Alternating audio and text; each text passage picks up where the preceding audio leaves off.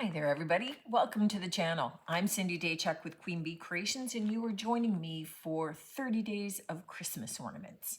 Now, today we're going to be using air dry clay, and I'm going to be using primarily cookie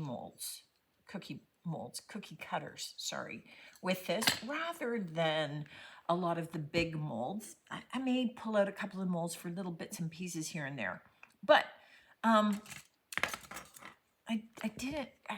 just here at the shop, so I have tons of cookie cutters at home. I have some cookie cutters here, and apparently not all the ones I wanted. And this little guy was way too skinny for the little kind of gingerbread, and I didn't have a tree. So I did print them out, cut them out, and I am gonna have to cut them out of the clay, but just use cookie cutters because it's so much easier, and that's what I would do if I had them. So I'm going to pull you in and we're going to get started, but I have kind of an idea on just kind of a simple way to zhuzh these up a little bit when they're done, when they're dry. All right, I just have my air dry clay. This is IOD. Use what you have and whatever brand you enjoy. And I'm just going to roll it out. Now I have a silpat sheet just so that it doesn't stick to my tabletop and just makes my life a little bit easier. This is a little firm, but we'll get it going. We'll get it working. And really, I'm just going to use this as I would a cookie dough. So rather than having to have or use tons of big molds, you know, again, from IOD perhaps, or Prima if you have Primas, we're just going to cut it out, our shapes out here. So I'm just going to line them up first so that I make sure that I'm making the best use of my space.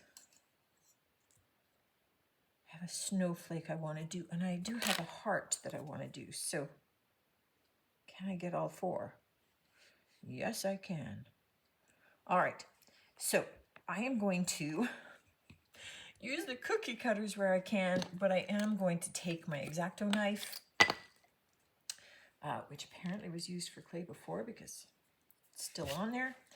And these other two, I am just going to gently cut out because I don't want to destroy my silpat sheet. But I am just going to cut them out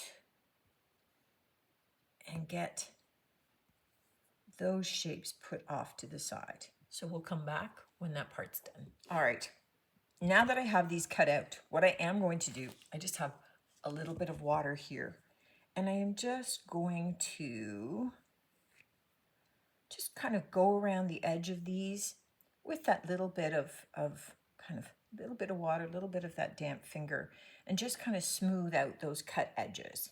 The other thing that I will do, not sure where I put that little guy that I had. I just have a little kind of straw, and I'm looking for one that was the size I wanted. There we go. These are pretty delicate, so I'm not sure how well they'll go through. But I want to put in my little hole just before it dries. Perfect. So I'm going to smooth these out. Now, what I do want to do is for each of them, I want to add a little embellishment once they're dry, and once we, you know, paint them up and things. So one of the things that I am looking at is, do I have a little tiny something on my molds I could use? Do I have a little something here, right? Like, quite honestly, rather than looking for mold, I'm going to put a little heart on. I'm going to make this a snowman, not a gingerbread man. So I'm probably going to use that heart there.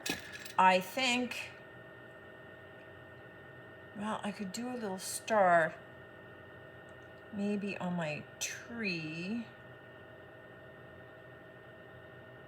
Somewhere on my tree. Somewhere I decide to put it. These will all get painted out. I might look in my little stash of already cast pieces, because you know, when I make too much resin, I cast extras. So just so then that resin doesn't go to waste. So rather than doing something else, if I had a little something that worked, I mean, I'm not going to add a big lizard in there, but you know what I mean? Otherwise I'll add something. Like I could do another snowflake on the snowflake. That would maybe be okay. I'm not sure what I want to do on the heart. Okay, so I'm gonna look for a little something and see how it goes.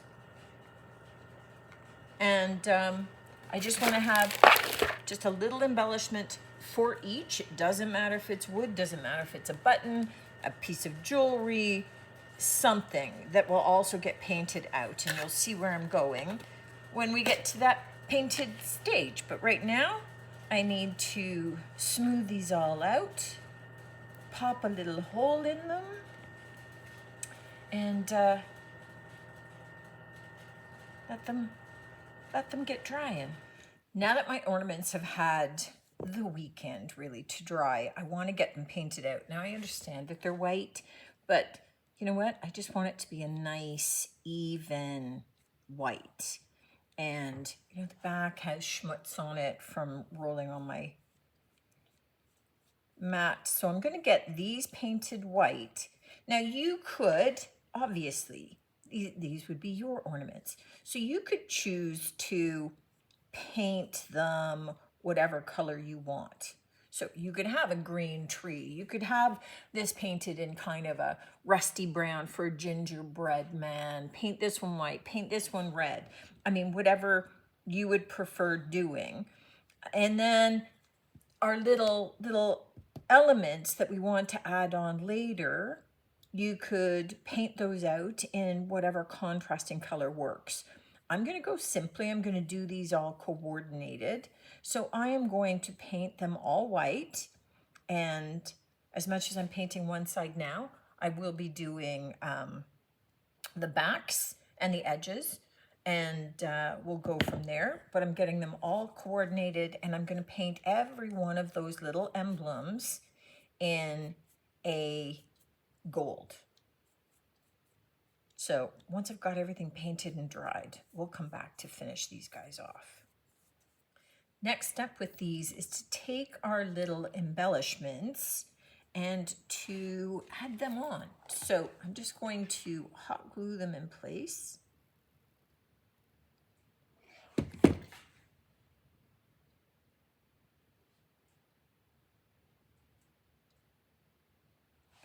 And then I am going to spray coat them. Just give them a little bit of a sheen. So spray them with a polyacrylic and put a little bit of gold hanger, a little bit of a gold cording on them.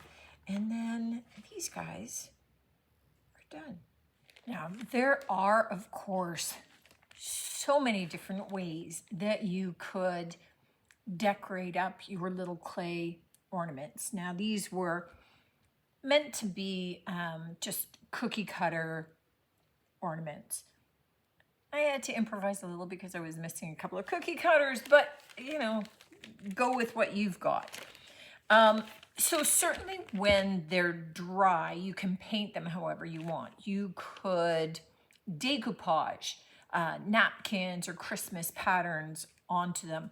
For this, I was really trying to go for something very simplistic that would be kind of simple but elegant looking, that could merge in with kind of fancier baubles or more natural looking ornaments. And I have to tell you, I really like the clean look of these. I just, It just appeals to me. So we have just the plain white ornaments embellished with just one kind of, see, you'd think I would have gotten this finger action done by now, but just embellished quite simply with just one little gold element. So I have this, and what else have I got? I've got my little star. And I don't know, it's something about this and just that clean look of them and just that little touch of gold that appeals to me so much. I mean, obviously, you do you. You do whatever works for you. For me, I'm really kind of digging this after all the colors and all the glitter and everything that we've done so far in this series. That ending on a very clean, kind of simple note, I'm kind of digging that. Let me know what you think of this. I appreciate you guys going on this journey with me for the past 30 days. Make no promises about next year. This was a lot. But I hope that you had as much fun as I did. Thanks as always for tuning in. Certainly looking to see you on the next one. Until then, take care.